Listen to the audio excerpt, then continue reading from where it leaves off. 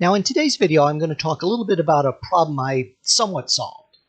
So just right off the bat, we're using a program called KRITA here, which is a very common drawing and painting program, and it's free. Now what I did was I did the initial sketch just in my sketchbook, just in pencil. Oh, and I should mention that this video is, the drawing itself is actually sped up about 1.5 times, 1.4, just so that it's a little quicker. So I wasn't actually drawing this quickly on the screen. So what I did here is I had taken a picture of these daffodils this morning, had really nice sunlight. Oh, I wasn't happy with that line. And I sketched it just in pencil in my sketchbook, just a regular old number 2 pencil. And what I did was I scanned it in the computer and I opened it in KRITA. I've used my paint before, but I'm using KRITA right now. It does very similar to my paint. And one thing I did is I have the brush set up here. And since I'm using a tablet, and I was having trouble doing this in my paint, that's why I switched to KRITA, although it may work in my paint as well. But what I did was I have this set to brush, and you'll notice that I'm getting varying line widths. That's really what I wanted to do. I wanted to see if digitally I could mimic the way if you're inking with a brush, you get thicker and thinner lines.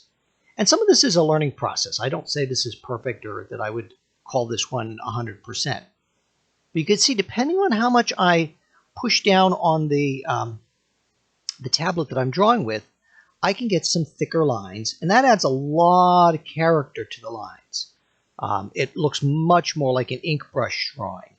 Or you could do the same thing maybe with like black watercolor and a regular old traditional brush. And I like that.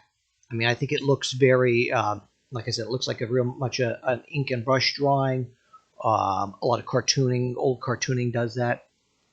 And here you can see I was real gentle with the pen. If I'm really gentle with the pen, I don't have to get thick lines. Now what I did here was I turned it down a little bit for the background.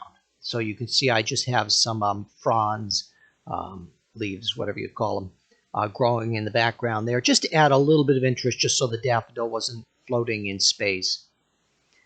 I hit again this problem where sometimes your hand shakes a lot.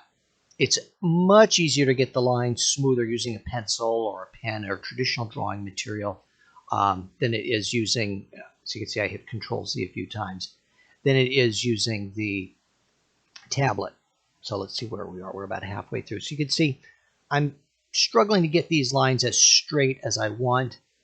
Might have been better off just turning the whole canvas.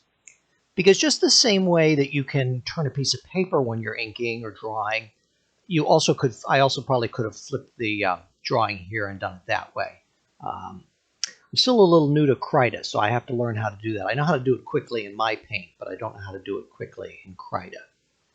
So you can see I checked something there. I turned off my background drawing to see what I had. Now I had a white layer before them.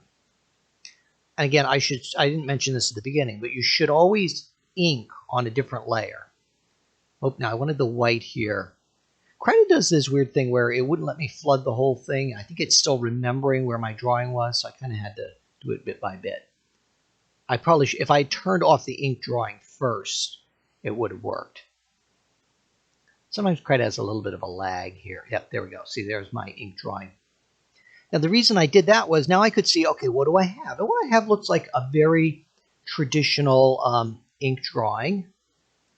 I think it looks pretty good, but it needs a lot of detail. I should also stress that this is really a learning activity. I'm not trying to sell this drawing or to say this is the absolute finished drawing. It's really easy to get the eraser in KRITA. You just hit E and then you can erase, and you have to hit E again and it takes it off. But it's not detailed enough. All I really have are the outlines. So I took a little bit of time to put in some veins on the leaves. And actually, the more of these you put in, the better.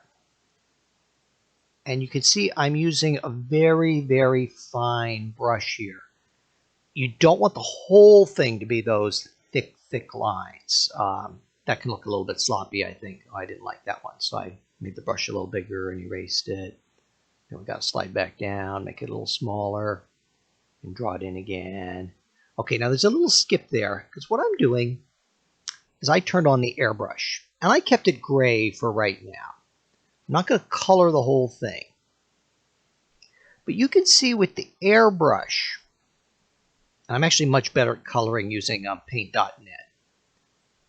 But you can see with the airbrush that what I can now start to do is add a lot of detail in here and start to give it some form so that it looks a little bit rounded.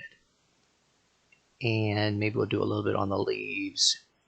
If I were to do this a little more finished, I'd go back. Oops, I went too black there.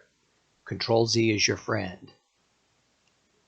And if you go over it, you can also get a little more dark areas there, which is good. Because you don't want just two tones. You can get 3 or 4. That's even better.